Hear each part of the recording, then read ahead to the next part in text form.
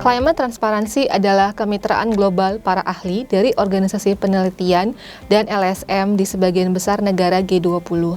Dalam memperkuat kerangka transparansi adaptasi global dan aksi mitigasi, Climate Transparency menghasilkan laporan transparansi iklim tahunan yang sebelumnya bernama laporan Brown to Green. Laporan transparansi iklim edisi ini memberikan proyeksi emisi dan data untuk tahun berjalan, serta analisis penanganan COVID-19, program stimulus dan rekomendasi untuk pemulihan yang lebih hijau. Climate Transparency Report 2020 memberikan evaluasi transparansi terhadap NDC, memberikan panduan tentang informasi apa yang harus disediakan oleh negara G20 untuk memastikan pembaruan NDC mereka agar lebih jelas, lebih transparan, dan juga dapat dipahami. Salah satu fitur penting yang berkontribusi terhadap penurunan emisi CO2 adalah proyeksi peningkatan energi terbarukan dalam pembangkit listrik di semua negara G20 pada tahun 2020. Pada tahun 2019, 18 negara G20 mengalami peningkatan.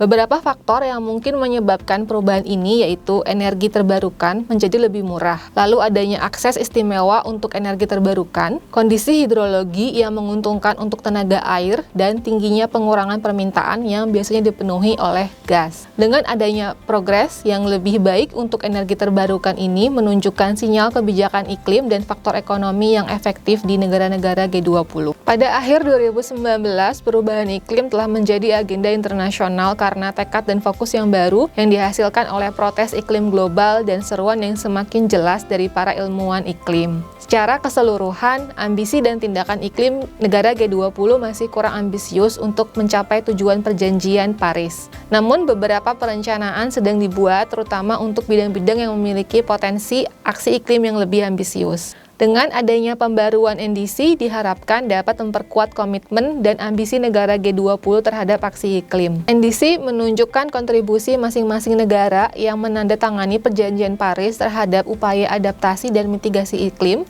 serta bagaimana membuat aliran keuangan konsisten dengan tujuan mitigasi dan adaptasi ini. Semua anggota G20 yang menandatangani perjanjian Paris harus meningkatkan target yang ditetapkan dalam NDC mereka pada tahun 2020 dan berupaya untuk mewakili ambisi setinggi mungkin. Indonesia telah menyampaikan bahwa mereka tidak akan memperbarui target NDC mereka. Faktanya, target NDC Indonesia untuk mengurangi emisi sebesar 29% pada tahun 2030 masih sangat tidak mencukupi.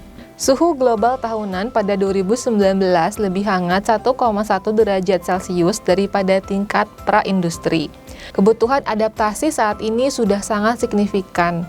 Tingkat mitigasi yang lebih besar harus diupayakan untuk menghindari biaya adaptasi yang sangat besar.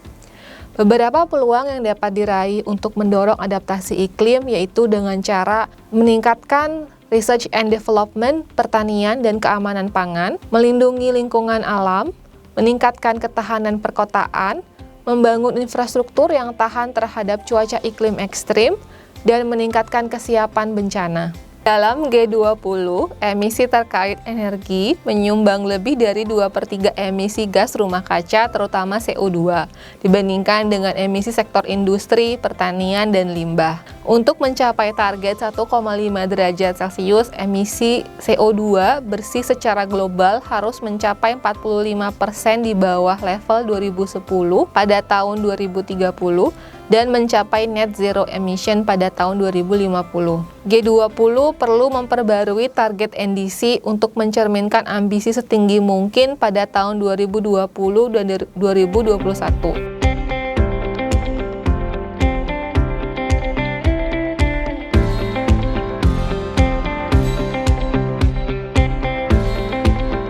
Sektor industri memiliki porsi tertinggi sebagai penghasil emisi CO2 terbesar dari sisi energi, terutama di negara G20. Ini bahkan lebih besar daripada sektor bangunan atau transportasi.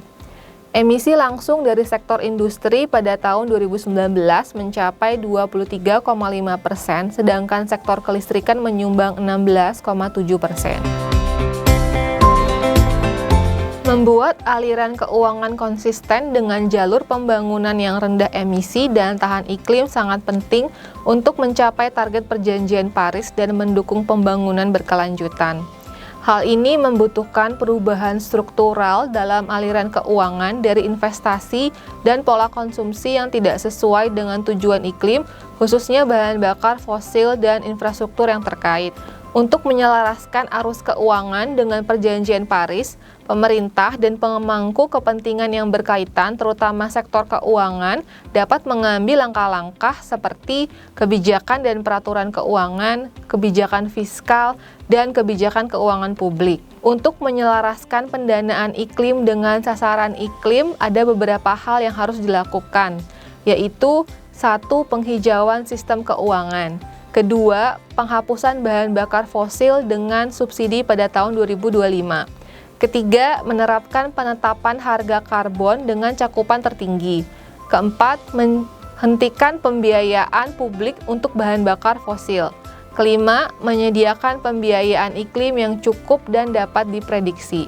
Pemulihan hijau dapat membantu negara G20 untuk mencapai tujuan jangka panjang Perjanjian Paris. Pemerintah masih memiliki kesempatan untuk mengarahkan kembali pengeluaran stimulusnya dan melakukan upaya-upaya untuk memastikan bahwa sumber daya publik digunakan untuk mendukung transisi yang adil menuju emisi gas rumah kaca yang rendah dan masa depan yang tahan iklim. Indonesia tidak berada di jalur yang tepat untuk mencapai target suhu 1,5 derajat Celcius. Di dalam NDC, Indonesia hanya menargetkan untuk membatasi emisinya, tetapi tidak berencana untuk meningkatkan target pengurangan emisinya dalam NDC yang baru saja diperbarui. Indonesia masih menjadi salah satu dari sedikit negara dengan pembangunan pembangkit listrik tenaga batu bara pada tahun 2020. Oleh karena itu, untuk meningkatkan ambisi dalam pencapaian target iklim, Indonesia harus menghentikan penggunaan batu bara pada tahun 2037 dan meningkatkan target energi terbarukannya hingga setidaknya 50% pada tahun 2030. Indonesia harus melakukan dekarbonisasi transportasi, kendaraan listrik, bahan bakar nabati berkelanjutan, dan standar ekonomi bahan bakar yang lebih ketat akan secara drastis mengurangi emisi gas rumah kaca dari transportasi. Indonesia juga harus mengatur perdagangan karbon. Penyusunan peraturan presiden tentang perdagangan karbon saat ini menawarkan peluang untuk mendukung kemajuan dalam memenuhi target NDC yang ditingkatkan. Peraturan tersebut memiliki rencana untuk perdagangan karbon, pergantian kerugian karbon, dan pasar komoditas.